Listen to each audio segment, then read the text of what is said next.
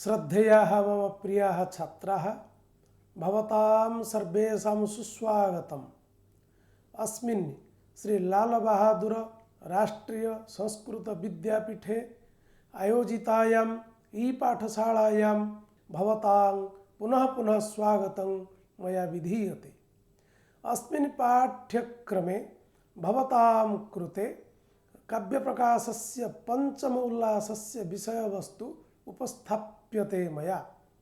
काव्यप्रकाशस्य प्रथमभागे पंचम उल्लासस्य प्रथमभागे गुणीभूतव्यङ्ग्यस्य आलोचनानन्तरं ध्वनिगुणीभूतव्यङ्ग्ययोः संकरः इति कश्चित् पाठः परिकल्पितः अस्ति।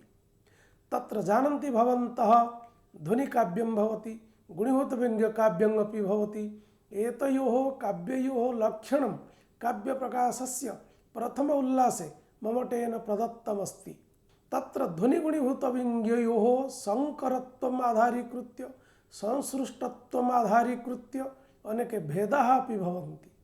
अधुना तेषां भेदानां विषये ममटः किञ्चित् आलोचयति। ममटेन ये भेदाः आलोचिताः तेषां भेदानां विषये अधुना मया भवतां पुरस्तात् किञ्चित् उपस्थाप्यते। कृपया सावधानतया एतत् सर्वं शृण्वन्तु भवन्तः। पूर्वं चतुर्थोल्लासे ध्वनिः सप्रपञ्चमालोचितः, यथा तस्य भेदाः सन्ति तथा येषां गुणीभूतव्यङ्ग्यभेदानाम् अपि स्थितिः कल्पनीया। एतेन ममटस्य अभिप्रायः स्पष्टः यत् गुणीभूतव्यङ्ग्यस्य न केवलम् एते अष्टौ भेदाः किन्तु अर्थान्तरसंक्रमितवाच्यत्वादि उपाधिभिः ध्वनेः यथा अनेके भेदाः सन्ति तथा तैः उपाधिभिः अस्य गुणीभूतव्यङ्ग्यस्य अपि शुद्धभेदाः भवन्ति। तथा ध्वनेः अन्योन्यमेलने संकरसंसृष्टिभेदाः भवन्ति तथा गुणीभूतव्यङ्ग्यस्य अपि संकरसंसृष्टिभ्यङ्ग्योजने संकीर्णभेदाः भवन्ति। यदा वस्तुना अलङ्कारः ध्वन्यते तत्र गुणीभूतव्यङ्ग्यं मा भवेत् इति दर्शयितुं ममटः आनन्दवर्धनस्य मतम् उपस्थापयति। आनन्दवर्धनः ध्वन्यालोके लिखति यत् यदा वस्तुना अलङ्कारः ध्वन्यते तदा सः अलङ्कारः ध्वनिपदवीमवतरति। यदि कश्चित् ब्रूयात् वस्तुना अलङ्कारस्य ध्वन्यतायां यदा वस्तुना कश्चित् अलङ्कारः ध्वन्यते तदानीं सः अलङ्कारध्वनिः काव्यपदवाच्यः न भवतु इति यदि कश्चित् वदेत् तर्हि ममटः तत् नाङ्गीकरोति। सः आनन्दवर्धनस्य मार्गम् अनुसृत्य कथयति वस्तुना अलङ्कारस्य यदा ध्वनित्वं भवति तदानीं सः अलङ्कारध्वनिः काव्यरूपेण अपि गणयितुं शक्यते। अतः आनन्दवर्धनस्य मतम् अनुसृत्य ममटः अपि कथयति तत्र अलङ्कारध्वनिः अपि काव्यरूपेण अस्माभिः गण्यते। व्यज्यन्ते वस्तुमात्रेण यदालङ्कृतयस्तदा नूनं ध्वन्यङ्गतां तासां काव्यवृत्तेस्तदाश्रयात्। यदा वस्तुना अलङ्कारः ध्वन्यते तदानीं काव्यवृत्तिः तमेव ध्वनिमाश्रित्य वर्तते। अतः तत्र काव्यस्य ध्वनिकाव्यस्य अपि भेदरूपेण तत् गण्यते। ये वदन्ति तत्र काव्यभेदः न स्यात् इति तत्र आनन्दवर्धनः यथा तेषां मतं नाङ्गीकरोति तथा अत्र आचार्यः ममटः अपि तेषां मतं नाङ्गीकृत्य आनन्दवर्धनस्य मार्गम् अनुसरति। ध्वन्यालोकस्य 63तमे सूत्रे ध्वनेः सजातीययोगः आलोचितः। अधुना विजातीयेन गुणीभूतव्यङ्ग्येन सह संयोगम् आश्रित्य काव्यस्थितिदर्शनात् उच्यते सालङ्कारैः अलङ्कृतिः अलङ्काराः। अलङ्कारेण शोभया सह वर्तन्ते जेते सालङ्काराः। अन्यत्र अलङ्क्रियते अनेन इति अलङ्कारः उपमादिः तेन सहिताः सालङ्काराः। सालङ्काराश्च सालङ्काराश्च सालङ्काराः तैः सालङ्कारैः इति। अनेन एकत्र सालङ्कारशब्दस्य अर्थः अलङ्कारः, अन्यत्र सालङ्कारशब्दस्य अर्थः अलङ्कारसहितः। सालङ्कारैः अलङ्कारतामापन्नैः समासोक्ति रसवदादिभिः अभिधेयैः वाच्यालङ्कारैः तैः ध्वनेः 150 शुद्धभेदैः च सह योगः भवति। मिश्रणमिदं संकरात्मकं संसृष्ट्यात्मकं वा भवेत्। ध्वनिकारः आनन्दवर्धनः अपि कथयति सगुणीभूतव्यङ्ग्यैः सालङ्कारैः सह प्रभेदैः स्वैः शङ्कर संसृष्टिभ्यां पुनरपि उद्योतते बहुधा। अत्र तात्पर्यमिदं यत् सः ध्वनिः उपमादिवाच्यालङ्कारसहितैः गुणीभूतव्यङ्ग्यैः सह ध्वनेः ये स्वप्रभेदाः सन्ति तैः सह अर्थान्तर संक्रमितवाच्यादिभिः सह शङ्कर संसृष्टिभ्यां सह बहुप्रकारः जायते। अतः एषां भेदानां मिथः जोगात् संख्या अति बहुला स्यात्। ध्वनेः गुणीभूतव्यङ्ग्यस्य च भेदाः असंख्याः स्युः इति अर्थः। आनन्दवर्धनस्य मतमपि अनुसृत्य ममटः कारिकामाध्यमेन एतत् प्रकाशयति यथा अनन्ययोगादेव स्यात् भेदसंख्याति भूयसी। अत्र ममटस्य अयम् अभिप्रायः ध्वनिः गुणीभूतव्यङ्ग्येन सह यदा संसृष्टभेदेन तिष्ठति अथवा शङ्करभेदेन तिष्ठति तत्र अनन्यमिलने ध्वनि गुणीभूतव्यङ्ग्ययोः मिलनेन या संख्या भवति सा संख्या तु अति भूयसी स्यात्। एतत् प्रदर्शयितुं ममटः कथयति एकः एव शृङ्गारः रसः तस्यापि द्वौ भेदौ संयोगः विप्रयोगश्च।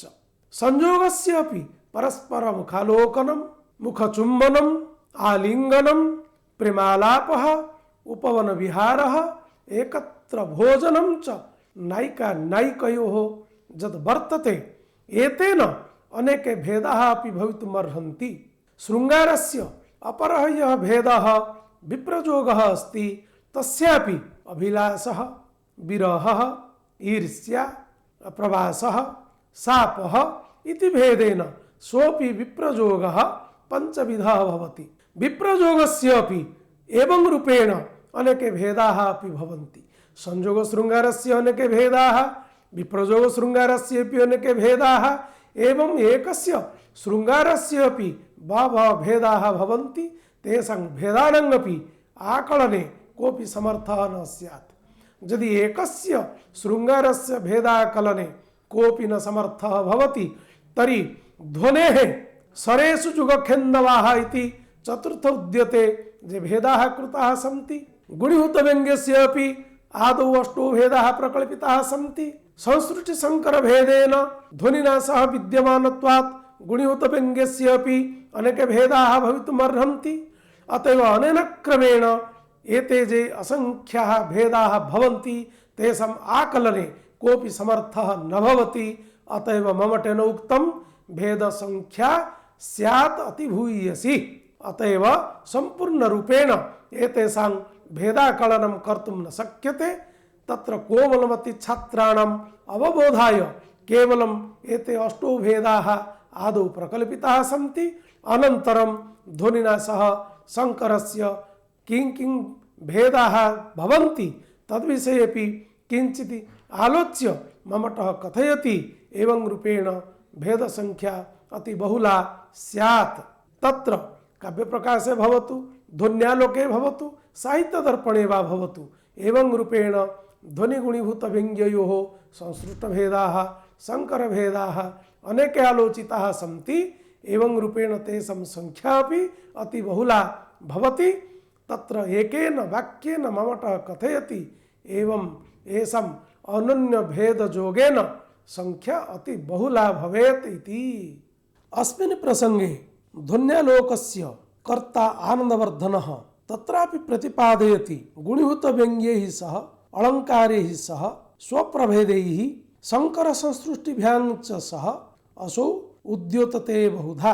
असौ यः गुणीभूतव्यङ्ग्यस्य भेदः अस्ति सः ध्वनिः अस्ति सः गुणीभूतव्यङ्ग्यैः सह अलङ्कारैः सह स्वप्रभेदैः सह शङ्करसंसृष्टिभ्यां च सह बहुधा उद्योतते। अत्र तात्पर्यमिदं यत् सः ध्वनिः उपमादि वाच्यालङ्कारसहितैः गुणीभूतव्यङ्ग्यैः सह ध्वनेः ये स्वप्रभेदाः सन्ति तैः सह अर्थान्तर संक्रमित वाच्यादिभिः सह शङ्कर संसृष्टिभ्यां सह बहुप्रकारः जायते। अतः एषां भेदानां मिथः जोगात् संख्या भूयसी भवेत्।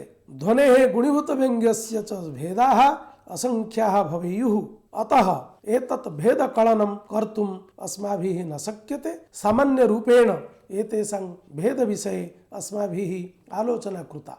इतः परं तत्र जे व्यञ्जनविरोधिनः सन्ति, इतः परं व्यञ्जनविरोधिनः जे सन्ति मीमांसकाः नैयायिकाः अपरेपि केचन सन्ति, तेषामपि मतं खण्डयितुं ममटः काव्यप्रकाशस्य पञ्चमोल्लासे उपक्रमम् आरभते। सः कथयति व्यञ्जनाशक्तिः अवश्यं स्वीकर्तव्या, व्यञ्जनाशक्तिं विहाय न अस्माभिः स्थातुं शक्यते।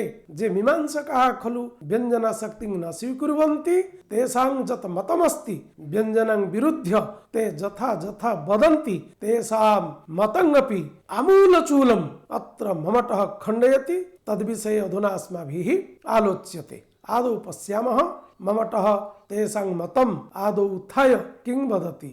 गुणिहुतव्यङ्ग्यस्य ध्वनेश्च अनेके भेदाः आलोचिताः अनेन क्रमेण। सारतया अस्माभिः एतद् वक्तुं शक्यते यत् यद्यपि ध्वनेः अनेके प्रकाराः सन्ति, तथापि व्यङ्ग्यस्य वस्तुअलङ्काररसभेदेन भेदत्रयम् अवश्यम् अस्माभिः स्वीकर्तव्यम्। ध्वनिरपि अनेन क्रमेण त्रिविधः भवति: वस्तुध्वनिः, अलङ्कारध्वनिः, रसध्वनिश्च।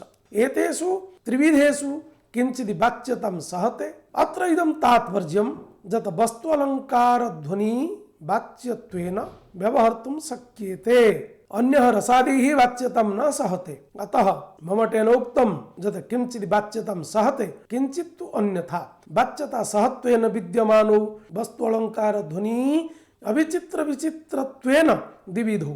वस्तुध्वनिः अविचित्रः, अलङ्कारध्वनिः विचित्रश्च भवति। अलङ्कारध्वनिः प्राधान्यं नीत्वा अलङ्कारित्वेन अलङ्कार्यत्वेन उच्यते।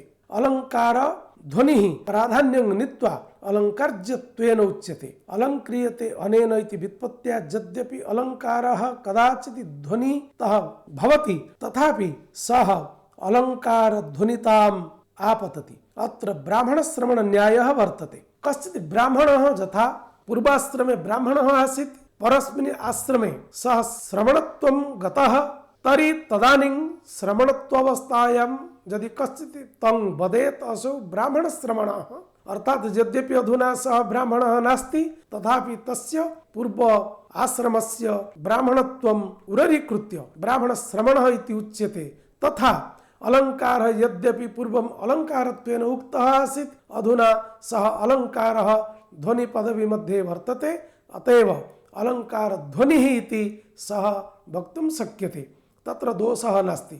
अत्र कथनस्य अभिप्रायः अयं, यद्यपि अलङ्कारः अलङ्कारत्वेन उच्यते, तथापि ब्राह्मणश्रवणन्यायेन सः अलङ्कारः अपि ध्वनिपदवीम् अवतरति। अतः अलङ्कारध्वनिः इति कथनेन कोऽपि दोषः नास्ति। रसादिः कदाचित् वाच्यो न भवति, एवं खण्डनेपि न चिन्तनीयं। रसः कदापि रसशब्देन शृङ्गारिति शब्देन वा अभिधीयते। यदि रसः स्वशब्देन प्रयुज्यते परन्तु तस्य विभावादयः न प्रयुज्यन्ते, तर्हि रसप्रतीतिः न भवेत्। यदि विभावादिः प्रयुज्यते परन्तु रसः स्वशब्देन न प्रयुज्यते, तर्हि रसस्य प्रतिपत्तिः जायते। अतः अन्य व्यभिचाराभ्यां ज्ञायते यत् रसशब्दः स्वशब्देन उक्तश्चेत् रसप्रतीतिर्नास्ति। यदि स्वशब्देन नोच्यते विभावादिना तु उच्यते, तर्हि रसः ध्वनित्वेन वक्तुं शक्यते, अथवा रसः ध्वनिपदवीम् अवतरति, तर्हि रसप्रतीतिर्भवति। तत्सत्त्वे तत्सत्ता अन्वयः, तदभावे तदभावः व्यतिरेकः। रसस्य स्ववाच्यतायां न रसध्वनिः, परन्तु विभावादिमुखेन यदि रसः प्रतीयते तर्हि तदानीं रसस्य ध्वनित्वं स्यात्। अतः अन्य व्यतिरेकाभ्यां रसः रसत्वेन उच्यते। यदि रसः स्वशब्देन उच्यते तर्हि रसध्वनिः न भवति, तत्र रसदोषः आपतति इति ममटस्य अभिप्रायः अत्र वर्तते। लक्षणमूलध्वनिस्थले व्यङ्ग्यं वस्तुरूपमस्ति, तस्मिन् वस्तुरूपे व्यङ्ग्ये लक्षणा भवतु। व्यञ्जनया किं प्रयोजनम् इति निरसितुं वदति। अर्थान्तर संक्रमित अत्यंत तिरस्कृत वाच्ययोः वस्तुमात्र रूपं व्यङ्ग्यं विना लक्षणा एव न संभवति इति प्रतिपादितम्। अत्र तात्पर्यमिदं यत् लक्षणनिमित्तं यदा अपेक्षितयोः रूढिप्रयोजनयोः मध्यात् एकस्य रूढिमात्रस्य ग्रहणं कृत्वा लक्षणा निरूप्यते तदानीं व्यङ्ग्यस्य गन्धोऽपि नास्ति। व्यङ्ग्येन रहिता रूढिः इति वचनात् यत्र प्रयोजनमादाय लक्षणा भवति तत्र सा लक्षणा अर्थान्तर संकृतवाच्य ध्वनिः अत्यंत तिरस्कृतवाच्य ध्वनिश्चैति द्विविधा जायते। द्वितीय उल्लासे एतत् सर्वम् आलोचितम्। अत्र प्रयोजनवत्यं लक्षणायां प्रयोजनं व्यङ्ग्यत्व रूपं भवति। तत् पुनः व्यञ्जन व्यापार बुद्ध्यं न तु लक्षण व्यापार बुद्ध्यं। त्वामस्मि वच्मि विदुषां समवायोत्र तिष्ठति इत्यादि अर्थान्तर संकृतवाच्य ध्वनौ वाच्यः उपदेश प्रदान रूपे अर्थान्तरे संक्रमते एवं अपि उपकृतं बहुतत्र किमुच्यते इत्यादि अत्यंत तिरस्कृत वाच्य ध्वनौ उपकारातिशयम् अपकारातिशये स्वयं व्यनक्ति। एतत् व्यङ्ग्यं विना लक्षणा न संभवति। यदि प्रयोजनं लक्षणया बुध्यते इति उच्यते तर्हि तदर्थं पुनः प्रयोजनम् अपेक्ष्यते। एवं कारणेन अनवस्था दोषः स्यात्। यः दोषः मूलक्षयकारी इति भवेत्। एतदर्थं द्वितीय उल्लासे प्रकाशितम्। एवं अपि अनवस्था स्यात् जा मूलक्षयकारिणी। मूलक्षयकारी दोषः अत्र आगच्छति इति ममटस्य अभिप्रायः। अतः लक्षणयाः प्रयोजनम् अतः लक्षणया प्रयोजनस्य ज्ञानं भवेत् न तु अभिधया। यदि प्रयोजनम् अभिधया बुध्यते इति उच्यते तदर्थं पुनः मुख्यार्थवादः करणीयः। पुनः लक्षणा आश्रयणीया। लक्षणायाः प्रयोजन रूपेण यद् वर्तते तद् पुनः अभिधया बुध्यते इति उच्यते। एतदर्थं पुनः मुख्यार्थस्य बाधा अपि कर्तव्या। एवं रूपेण यदि स्यात् तर्हि अनवस्था दोषः आपत्यते। अयं दोषः मूलक्षयकारी भवति इति ममटस्य अभिप्रायः। एवं अपि शब्दशक्ति मूलस्य वस्तुरूपव्यङ्ग्यस्य पथिगनात्र स्रस्तरमस्ति इत्यादि पद्यस्य स्थले उपभोगे क्षमः अस्ति भवान् चेत् तर्हि अत्र तिष्ठतु इति वस्तु अप्राकरणिकम् अभिधया न प्रत्युत व्यञ्जनया बुध्यते। एतेन ममटः प्रमाणयति यत् अभिधामूलस्य शब्दशक्तिमूले अलङ्कार रूपं वस्तुरूपं च व्यङ्ग्यं व्यञ्जन व्यापार बुद्ध्यं न तु अभिधाबुद्ध्यम्। अधुना अस्माभिः व्यञ्जनविरोधीनाम् अभिहितान्वयवादिनां मतम् आलोचयिष्यते। अभिहितान्वयवादिनः खलु भवन्ति मीमांसकाः। तेषाम् अयम् अभिप्रायः वर्तते अभिहितानां पदे स्वस्ववृत्त्या उपस्थितानाम् अर्थानाम् अन्वयं ये वदन्ति ते अभिहितान्वयवादिनः भवन्ति। तेषां मते वाक्यं तावत् योग्यता आकांक्षा आसक्ति बलात् भवति। अतः का नाम योग्यता? यत्र पदमध्ये कापि बाधा नास्ति। एकस्य पदस्य अपरेण पदेन सह यः सम्बन्धः सः सम्बन्धः बाधितः चेत् न भवति तर्हि तत्र योग्यता अस्ति इति वक्तुं शक्यते। एवं रामः वनं गतः इत्यत्र यत् पदत्रयं वर्तते रामः इति एकं पदं वनम् इति अन्यत् पदं गतः इति अन्यत् पदम् अत्र पदत्रयस्य मध्ये कापि बाधा नास्ति। अतः अत्र योग्यता। परन्तु यदि उच्येत अग्निना सिञ्चति तर्हि सेचनकर्मणि अग्नेः असामर्थ्यात् अत्र बाधा सम्बन्धे बाधा आगच्छति। अतः अत्र योग्यता नास्ति। एवं आकांक्षा नाम श्रोतुः जिज्ञासा रूपा तत्र आसक्तिः बुद्धि अभिच्छेदः। एवं क्रमेण योग्यता आकांक्षा आसक्ति बलेन यत्र वाक्यं भवति तत्र वाक्यस्थितानां पदानां कश्चित् अर्थः आगच्छति। ततः परम् अर्थानां मिलनं भवति। अर्थानां मिलने यः वाक्यार्थः आगच्छति सः वाक्यार्थः एव तात्पर्यार्थः। सः तात्पर्यार्थः व्यङ्ग्यार्थः भवतु परन्तु व्यङ्ग्यार्थस्य अधिकस्य स्वीकरणेन किमपि प्रयोजनं नास्ति इति अभिहितान्वयवादिनाम् अभिप्रायः। अधुना तेषां मतमपि अस्माभिः खण्डयिष्यते। तत्र अन्विताभिधानवादिनः अपि केचन सन्ति। तेपि व्यञ्जनविरोधिनः भवन्ति। तेषामपि मतं खण्डयितुं ममटः काव्यप्रकाशस्य पञ्चमोल्लासे एवं लिखति। तत्र अन्विताभिधानवादिनां मतमिदमस्ति पदानि अन्वितानि भूत्वा पश्चात् विशिष्टम् अर्थं बोधयन्ति इति ये वदन्ति ते भवन्ति अन्विताभिधानवादिनः। तेषां मते एकं पदम् अन्येन पदेन सह अन्वितं भूत्वा वाक्यार्थं बोधयति। अतः वाक्यार्थबोधने अन्वितपदानाम् एव माहात्म्यं न तु पदार्थस्य वैशिष्ट्यम्। एतदपि आलोच्य ममटः खण्डयति। अधुना एतयोः मतयोः आलोचना करणपूर्वकं खण्डनमपि अस्माभिः करिष्यते। पदानि अन्वितानि भूत्वा पश्चात् विशिष्टम् अर्थं बोधयन्ति इति ये वदन्ति ते भवन्ति अन्विताभिधानवादिनः प्रभाकराः। प्रभाकराणां मतेन संकेतग्रहः वृद्ध व्यवहारात् प्रथमतया जायते। वृद्धस्तावत् वयसा वृद्धः नास्ति, अपितु प्रयोजकः प्रयोज्यः इति द्विविध रूपेण स्थितः। जः प्रकारान्तरेण उत्तम वृद्धः मध्यम वृद्धश्च इति उच्यते। बालकः अधमः वृद्धः। यदा बालकः गाम आनयति पित्रादि उत्तम वृद्ध प्रयुक्तान् शब्दान् शृणोति, उत्तम वृद्धोक्त शब्दान् निशम्य मध्यम वृद्धस्य तथाविधं गवानन कार्यं प्रत्यक्षतया पश्यति। तदनन्तरं तादृश शब्दानां तादृशः अर्थः इति अवधारयति। अतः उक्तं शब्दान् वृद्धौ अभिधेयान् च बालकः पश्यति। ततः तात्पर्यमिदम्। अतः अत्र इदं तात्पर्यं यतादौ बालकः गावानय इति शब्दान् शृणोति, ततः उत्तम वृद्ध आदेशानुसारेण तथाविधं मध्यम वृद्धस्य चेष्टितं सः पश्यति। ततः मध्यम वृद्धेन तादृश शब्द कदम्बक द्वारा तादृश स गवानयन रूप कार्य कृतत्वात् तस्य शब्द कदम्बकस्य तादृशः गवानयन रूपः अर्थः इति जानाति। शब्द श्रवणानन्तरं मध्यम वृद्ध कृतं गवानयन रूप कार्यं बालकः साक्षात्करोति। गवानयन रूपः अर्थः गवानय इति शब्द कदम्बकस्य इति बालकः ततः अनुमिनोति। अन्यथा अनुपपत्या द्वयात्मिकं शक्तिः वाच्यत्वं च बोधेत।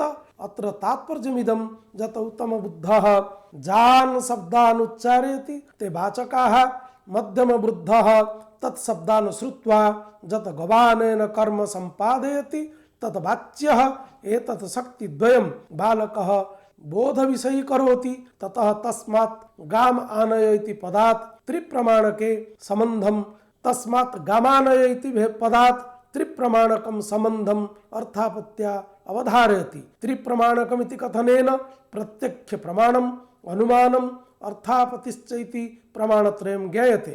निष्कर्ष रूपेण अन्यताविधानवादिनां मतमिदं यत् विशिष्टः एव पदार्थः वाक्यार्थः न तु पदार्थानां वैशिष्ट्यम्। अत्र अयम् अभिप्रायः यत् परम्परा संसृष्टः विशिष्टः इति अर्थः जे पदार्थः एव वाक्यार्थः इति भवितुमर्हति। वाक्यगतः संसृष्टार्थः अन्वितार्थः वाक्यार्थः इति। वाक्यार्थः अस्मिन् वाक्यार्थे पदार्थानां वैशिष्ट्यं नास्ति, अर्थात् अभिहितानाम् अभिधया प्रतिपादितानाम् अर्थानां सम्बन्धरूपं वैशिष्ट्यं नास्ति। अत्र साररूपेण एतद् वक्तुं शक्यते यत् उत्तमवृद्धादीनां व्यवहारात् प्रथमं संकेतग्रहः जायते। बालकस्य व्यवहारं दृष्ट्वा केवलं गामानय इति शब्दश्रवणेन बालस्य संकेतग्रहः न जायते। आनय पदेन सह गोपदस्य अन्वयानन्तरं यद् गामानय इति जातं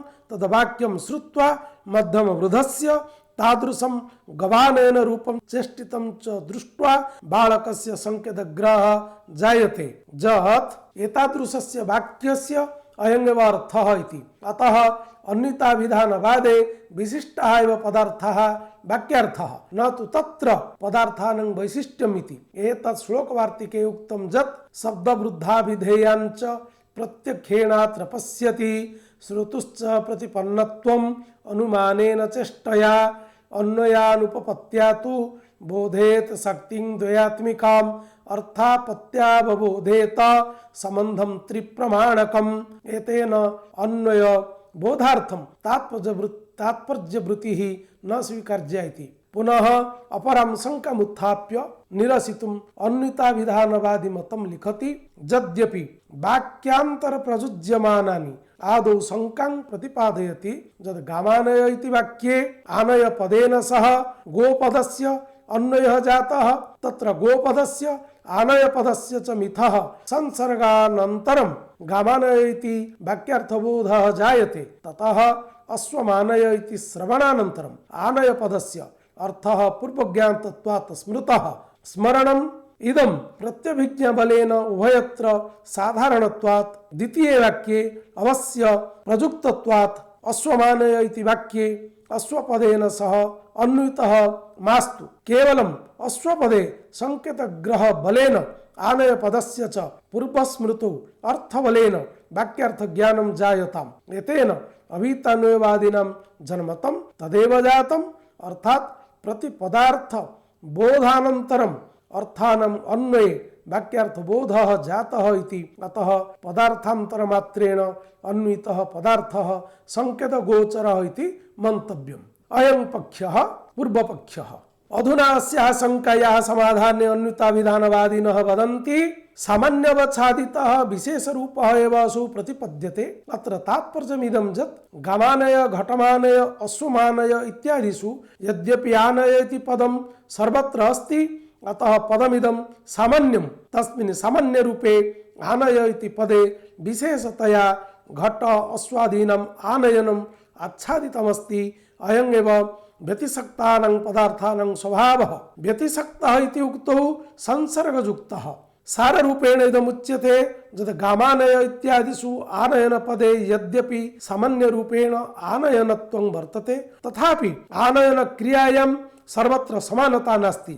इयम् असमानता एव विशेषरूपतया प्रतिभाति। अतः पदार्थानां मध्ये संसर्गः अनिवार्यः इति अन्विताभिधानवादिनां मतम्। अधुना अन्विताभिधानवादिनां मतम् उपस्थाप्य व्यङ्ग्यस्य विधेयतां खण्डयितुं ममटः लिखति तेषां मते सामान्य विशेषरूपः पदार्थः इति। अन्विताभिधानवादिनां मते पूर्वोक्त प्रकारेण आलोचितः सामान्य विशेषरूपः पदार्थः संकेत विषयः। अतः संकेत विषयत्वात् सामान्य विशेषरूपः वाच्यः भवतु परन्तु ततोपि दूरे विद्यमानः अतिविशेषरूपः वाक्यार्थान्तर्गतः असंकेतितः पदार्थः कथं वाच्यत्वेन प्रतिपाद्यः स्यात्। अपि च वाच्यत्वदशायां विधित्वेन निषेधत्वेन वा यः अर्थः ज्ञायते ततः निषेधतया विधितया वा ज्ञातस्य अर्थस्य कृते अविधेयत्वं कथं स्यात्। अतः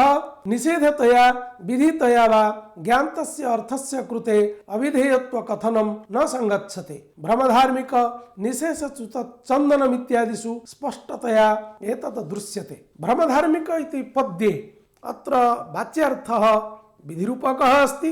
भ्रम इति कथनेन विधिरूपः वाच्यार्थः जातः परन्तु तस्मात् वाच्यार्थात् यदा अर्थान्तरस्य प्रतीतिः भवति तस्मात् वाच्यार्थात् यदा अर्थान्तरस्य ज्ञानं जायते तदानीं तदेव अर्थान्तरं भवति व्यङ्ग्यरूपं। सः व्यङ्ग्यरूपः अर्थान्तरविशेषः निषेधरूपः इति आगच्छति। निषेधरूपः कथं भवति? यदि स्वात्र भ्रमति तव कृते सः अनिष्टकारी आसीत् परन्तु सुनः मरणेन तव अनिष्टकारिणः अपि विनाशः जातः त्वं यथेष्टमत्र भ्रम परन्तु तत्र सः स्वा जतः सिंहेन मारितः अतः अत्र सुनः स्थाने सिंहस्य विद्यमानत्वं वर्तते। अतः सिंहः तव कृते महान्तं क्षतिकारणभूतं विषयम् उपस्थापयिष्यति अर्थात जीवनम् अपि तव हरिष्यति सः सिंहः। अतः त्वम् अत्र भ्रमणं न कुरु इति निषेधरूपकः अर्थः व्यङ्ग्यरूपेण अत्र आगच्छति। अत्र ममटः पृच्छति तत्र विधिरूपकः यः वाच्यार्थः तस्मात् वाच्यार्थात् निषेधरूपकस्य एतादृशस्य व्यङ्ग्यार्थस्य यद् ज्ञानं भवति तत् भवतां मते कदाचित् अभिधया बोधयितुं न शक्यते। तत्रापि तात्पर्यस्य ज्ञानम् अपि नास्ति किमपि नास्ति। अतः अयमेव व्यङ्ग्यार्थः स्वतन्त्रः अस्ति। विधिनिषेधरूपेण व्यङ्ग्यार्थस्य स्थितिः अपि वर्तते। ध्वन्यालोकस्य प्रथम उद्यते वाच्यार्थात् व्यङ्ग्यार्थस्य भेदकरणावस्थायाम् इदं पद्यम् आनन्दवर्धनेन उदाहृतं। वाच्यस्य विधिगतदशायां प्रतीयमानार्थस्य निषेधरूपदशा अत्र प्रतिपादिता। एवमपि कदाचित् वाच्यार्थः निषेधरूपः भवति परन्तु व्यङ्ग्यार्थः विधिरूपः भवति। तदपि दर्शयितुम् अत्र आलोच्यते निःशेषच्युतचन्दनम् इत्यादि पद्यम्। इदं पद्यं काव्यप्रकाशस्य प्रथम उल्लासे अपि अस्माभिः आलोचितम्। अत्र वाच्यार्थः भवति वापिं स्नातुमितो गतासि न पुनः तस्याधमस्यान्तिकम्। तत्र वाच्यार्थः आगच्छति तस्य अधमस्य अन्तिकं त्वं न गता। अतएव अधमस्य अन्तिकं न गता इति कथनेन व्यङ्ग्यस्य तत्र ज्ञानम् अन्यत् भवति। वाच्यरूपेण अत्र निषेधः वर्तते, अर्थात् अस्मात् निषिद्धार्थात् तत्र व्यङ्ग्यस्य ज्ञानं भवति। अधमस्य अन्तिकं त्वं रन्तुं गता वापिं न गता। अतः वाच्यार्थः यदा निषेधरूपः अस्ति तदानीं व्यङ्ग्यार्थः विधिरूपः भवति। अतएव निषेधरूपेण विधिरूपेण वा विधिरूपेण निषेधरूपेण वा वाच्यव्यङ्ग्ययोः इदं यत् परिवर्तनं भवति तत्तु कदाचित् अन्यताविधानवादिनां मतेन अङ्गीकर्तुं न शक्यते। एतदर्थं व्यञ्जनायाः स्थितिः अस्माभिः आकलयितुं शक्यते। अधुना अभीतन्वयवादिनाम् अन्यताभिधानवादिनां च मतं जुगपत् खण्डयितुं ममटः लिखति अनन्वितो अर्थः अभीतान्वये इति। अभीतान्वयवादी मते अनन्वितः असंसृष्टः अर्थः भवति। येषां मते आदौ पदानि स्वस्ववृत्त्या अविधावृत्त्या इति अर्थः स्वस्वसङ्केतितम् अर्थं प्रकाशयन्ति। अनन्तरं प्रतिपदस्य अर्थः मिथः संसृष्टः भूत्वा वाक्यरूपम् अर्थं प्रकाशयन्ति। अतः अस्मिन् मते अर्थः अनन्वितः।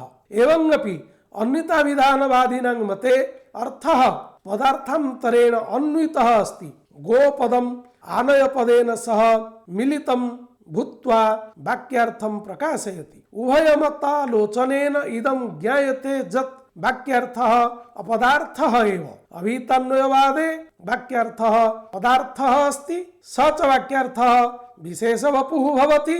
कस्यापि एकस्य पदस्य निर्दिष्ट अर्थः सः न भवति। अधिकं तु सामग्रिकतया पदानाम् अर्थः वाक्यार्थरूपेण वर्तते। अतः अभिधेयार्थः अस्मिन् मते अपदार्थः। अन्यताभिधानवादिनां मते अपि वाक्यार्थः एकस्य पदस्य अर्थः न भवति। यतः अस्मिन् मते पदानि मिथः मिलितानि भूत्वा पश्चात् विशिष्टम् अर्थं प्रकाशयन्ति। गवानय इति वाक्ये गवानयन रूपः अर्थः केवलं गवि अथवा आनय इति पदे नास्ति, परन्तु पदद्वयस्य संसृष्टात्मकं वाक्यम् अत्र वर्तते। अतः अत्र मते अपि अभिधेयार्थः न कस्यापि एकस्य पदस्य अर्थः अस्ति।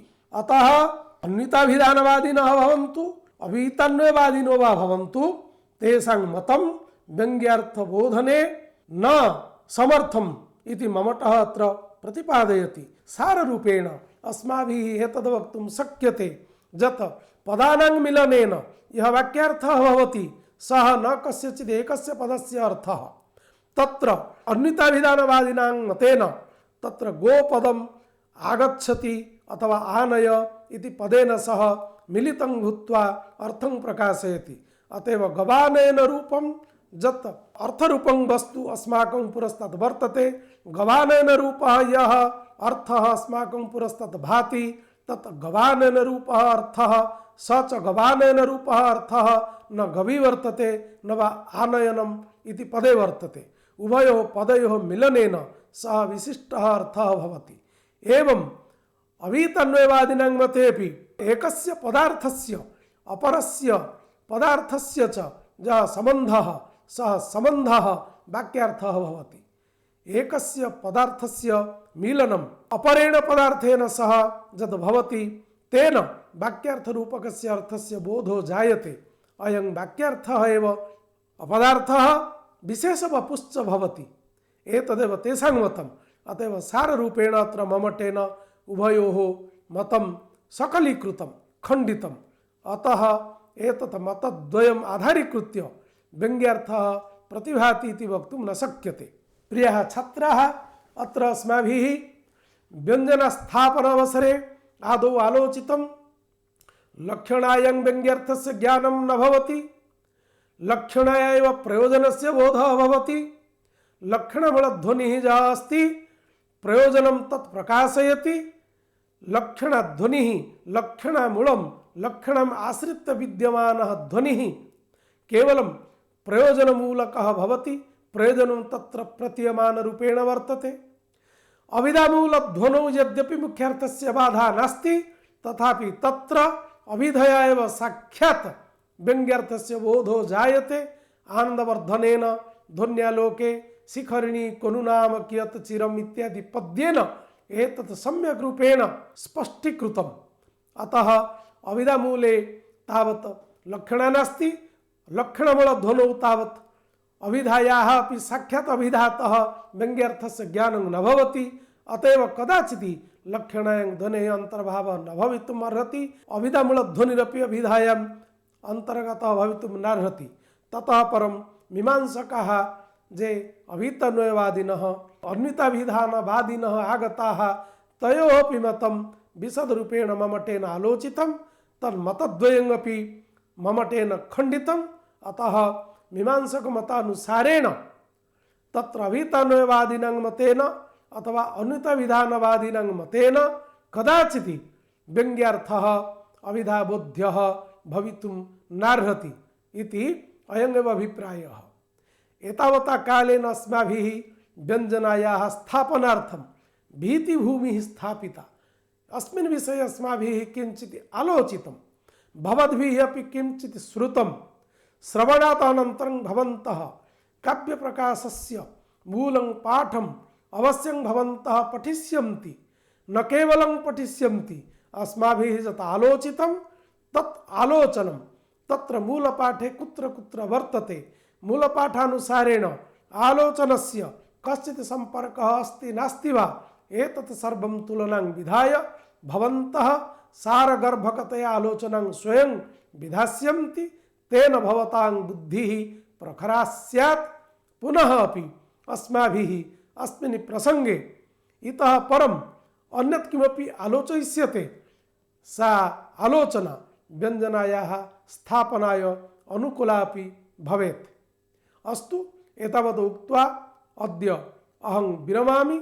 विस्तरात् अलम्। भवतां शुभमस्तु। भवतां कृते धन्यवादाः समर्प्यन्ते।